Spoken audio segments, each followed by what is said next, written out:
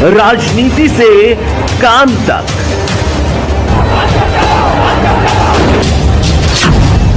अपराध से अंजाम तक, खेत से खलिहान तक, अब हर खबर पर होगी हमारी नजर।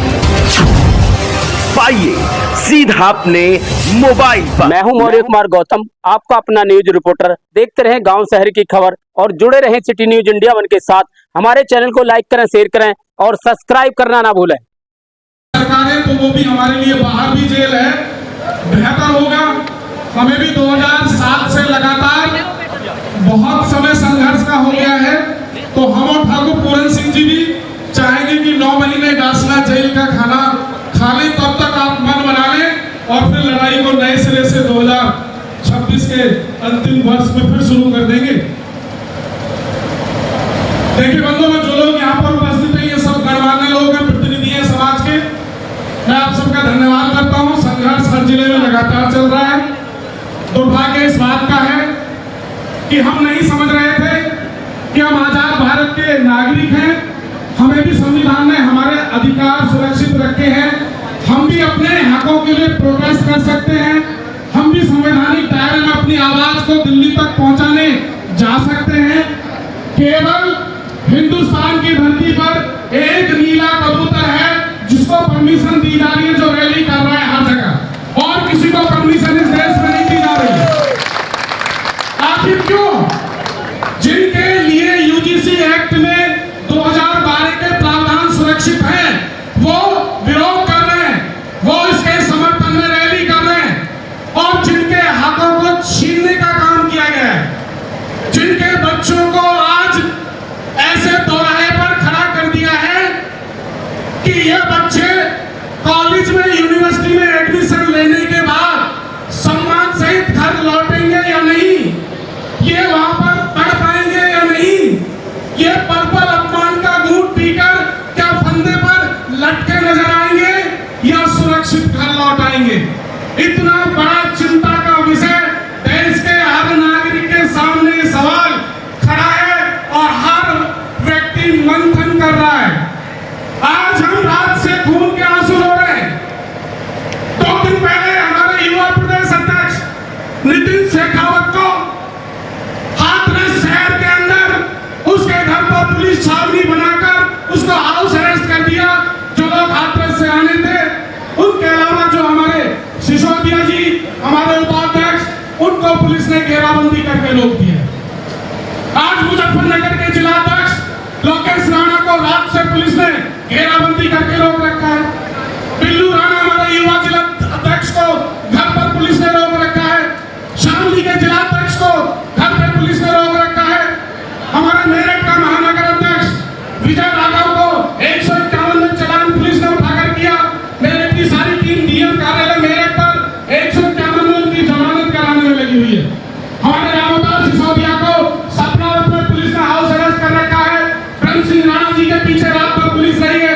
मेरे पीछे पुलिस न केवल मेरे गांव में बल्कि मेरे गाजीबाग मेरे फ्लैग पर पुलिस को भेजने का काम किया गया। हमारे हर जो लीड करने वाला नेतृत्व है, उन सबको पुलिस ने बांधने का काम किया है कि किसी भी तरह दौलाना ये लोग लेकर ना पहुंच जाए, हमारा प्रोटेस्ट ना हो जाए। बंधुओं, संविधान बचाने की जो बात कर रहे हैं, हम पूछ रहे संविधान छीन कौन रहा है? अरे संवैधानिक अधिकार तो हमारे छीने जा रहे हैं, हमारे खिलाफ लगातार कानून लाए जा रहे हैं और हमें बोलने भी नहीं दिया जा रहा।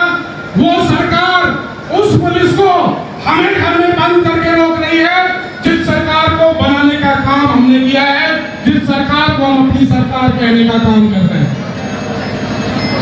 बंधुओं, धन्यवाद करता हूं धौलाना की धरती को। आपकी वजह से आज हिंदुस्तान और पूरे विश्व में 9 मई 2007 देवेंद्र सिसोदिया जी, सुबोध सिसोदिया जी, तमाम वो लोग यहाँ बैठे हैं जिनकी शुरुआत करने से धौलाना से 2007 में 9 मई को महाराणा प्रताप जयंती की शुरुआत हुई।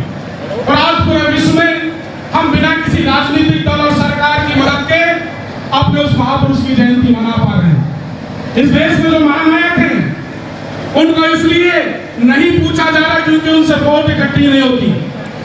हर नीति और हर राष्ट्रीय नेता उसको बनाया जा रहा है जिनसे वोट इकट्ठी हो सकती है। ये जो संख्या आप देख रहे हैं, हमने तो महापंचायत नहीं बुलाई थी, हमने धवाने से यात्रा शुरू करनी थी केवल अपने सैकड़ों साथियों के साथ। और आज यहां से यात्रा चलकर गालंद पहुंचेगी। गालंद में रात्रि विश्राम की व्यवस्था होगी, ये टेंट लग गया है, शाम का भोजन वहां रहेगा और सभी बाहर से आने वाले लोग शाम तक गालंद पहुंचेंगे। और गालंद से कल सुबह ये यात्रा दिल्ली भाजपा कार्यालय के लिए रवाना होगी। लोग कितने जाएंगे इससे हम परवाह नहीं करते। अरे दिल्ली के बॉर्डर को जब घेरा था तो हरियाणा से मात्र 11 ट्रैक्टर चले थे, 11 ट्रैक्टर ने डेरा डाला था और वो कैसे 11 लाख हो गए, ये दिल्ली की सरकार देखती रह गई।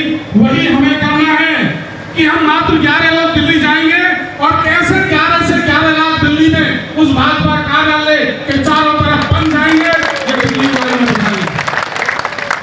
हमने तय कर लिया। हमें लगातार प्रशासनिक अधिकारी भ्रम में पाल रहे हैं और वो ये बार-बार कोर्ट का हवाला दे रहे हैं कि कोर्ट ने स्टे कर दिया है। हम भी जानते हैं SC/ST कानून में भी सर्वोच्च न्यायालय ने सरकार को सलाह दी थी, सुझाव दिया था कि पहले जांच उसके बाद रिपोर्ट दर्ज हो। इस सरकार ने उसी सर्वोच्च न्यायालय के निर्णय को बदलकर उसको इतना कठोर बना दिया, उसके साथ धन की व्यवस्था तोड़ दी। आज लालच में SC/ST लगाया जा रहा है। और तो और अपने ही पुलिस विभाग के DSP CO के खिलाफ दोषी सजा का प्रावधान कर दिया, जिससे कि कोई भी CO SC/ST एक्ट में निष्पक्ष जांच न दे पाए। इसलिए कोई भी कलम फाइनल CO की नहीं चल पाती। हम बहुत दुर्भाग्यशाली हैं। हमारे खून के आंसू आंखों में निकल रहे हैं, हमें रास्ता दिखाई नहीं दे रहा। हमारा कोई जनप्रतिनिधि इस देश में, इस प्रदेश में एक जनप्रतिनिधि बोलने के लिए तैयार नहीं है। हमारी आवाज नहीं बन पा रहा है। उल्टे हमारे जनप्रतिनिधि हम पर लगाम लगवा रहे हैं, हमारा इलाज करने की व्यवस्था करवा रहे हैं, हमें घरों में पुलिस से घेरेबंदी करवा रहे हैं। हम कोई कार्यक्रम अपने समाज के हित में ना कर दें, इसके लिए जनप्रतिनिधि उल्टे प्रशासन के साथ खड़े हैं। तब सोचिए कि आप क्या वो हश्र होने वाला है, वो दिन दूर नहीं है कि आप रो भी नहीं पाएंगे। इसलिए समय है मन बनाने का, समय निर्णय लेने का। 19 तारीख दूर नहीं है। आज ठाकुर पूरन सिंह जी परेशान है मुजफ्फरनगर में, उनके दोनों बच्चों पर मुकदमा लिखवा दिया गया है। आज चारों तरफ पश्चिम के सारे जिलों में हमारा ऐसा कोई व्यक्ति नहीं छोड़ा है। छपरावत में हमारे तेवतिया जी को कल दोपहर से पुलिस ने घेर रखा है। यहाँ संख्या आज हजारों में और बढ़ गई होती अगर जो सैकड़ों हमारे जो नेतृत्व है, हमारी जो लीडरशिप है, उनको घरों में कैद नहीं किया गया होगा। मुझसे पुलिस प्रशासन पूछ रहा है कि आपका रात से फोन बंद है। हमने कहा फोन बंद नहीं है, फोन की बैटरी डाउन है। और इसलिए होगी क्योंकि मैं आगे चल रहा हूँ, आप पीछे पीछे चल रहे हैं। मुझे धोलाना तहसील आना था, मुझे घर में बैठकर पुलिस द्वारा हाउस अरेस्ट किया गया। ये ना फोटो डालनी थी ना ये रील चलानी थी, मुझे धोलाना आना था। बंधुओं, आप संख्या में कम नहीं है। हमेशा एक व्यक्ति ने क्रांति दी है, देश को दिशा दी है, ऊंचाई दी है, मुकाम दिया है। हम लगातार इसमें लड़ेंगे। हमारे संगठन का 2008-2010 से नियम रहा है कि जब भी प्रशासनिक अधिकारी, क्योंकि हमें अपनी आवाज केंद्र सरकार को पहुंचानी है, मजबूती से पहुंचानी है।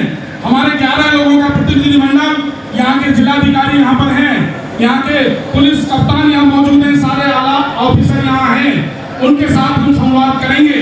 अगर वो कोई सक्षम अधिकारी से दिल्ली वार्ता कराने में सफल होते हैं और उसमें कोई मजबूत ठोस हमें लगता है कि कदम उठाया जा रहा है, तो हम इस पर विचार भी करेंगे।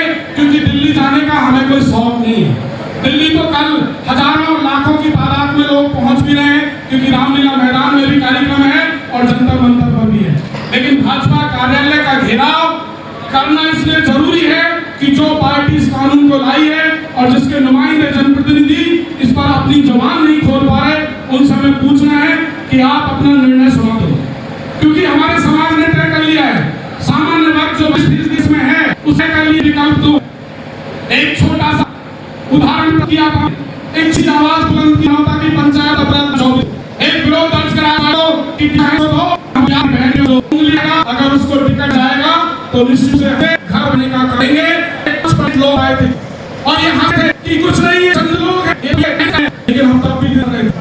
और उस भाई ने 30 और दिल्ली को आओ पूरा ब्राह्मण सुई के नाराज, पूरा क्षत्रिय समाज नाराज है, पूरा त्यागी समाज नाराज है, पूरा जैन समाज नाराज है, पूरा पाटीदार गुजरात में नाराज है, पूरा मराठा महाराष्ट्र में नाराज है, उत्तराखंड और हिमाचल प्रदेश जो आपके हैं वहां नाराजगी का आलम आप देख पा रहे होंगे, और पूरा सामान्य मुस्लिम समाज नाराज है। ये लगभग 42 से 48% जो समाज है ये पूरी नाराजगी में है और ये बर्फ में लग जाएंगे। इस आवाज के साथ कि 2 विकल्प दिल्ली के पास हैं, अगर आप सत्ता में बने रहना चाहते हैं तो यूजीसी बिल वापस लेना पड़ेगा, और अगर यूजीसी बिल देना चाहते हैं तो आप अपना बिस्तर बांधना शुरू कर दीजिए, आप गुजरात अपने घर पहुंचाए जाएंगे। इस बात का संकल्प देश के लोगों ने लिया है।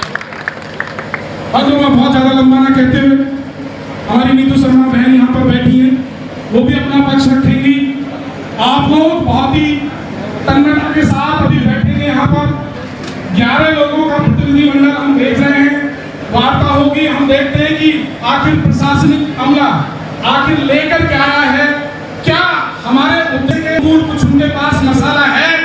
अगर हमें लगेगा तो हम उस पर आपके बीच आकर दोबारा मंथन और चिंतन करेंगे, अन्यथा यहाँ से यात्रा शुरू होगी।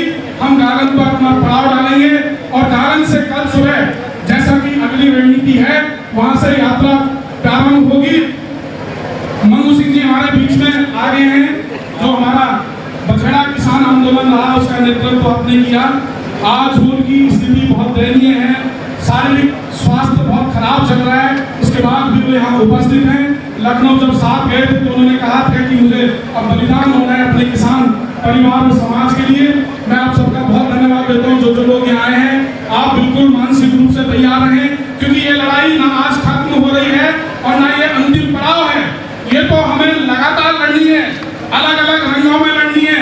हर वो कलाबाजी हम दिखाएंगे जो ये शासन और प्रशासन देखना चाहता है, हम उस रूप में, क्योंकि ठाकुर पूरन सिंह जी भी आज बहुत अच्छी स्थिति में नहीं है प्रेजेंट, वो वहां से चलने के लिए तैयार है, जैसे यात्रा चलेगी ज्वाइन करेंगे।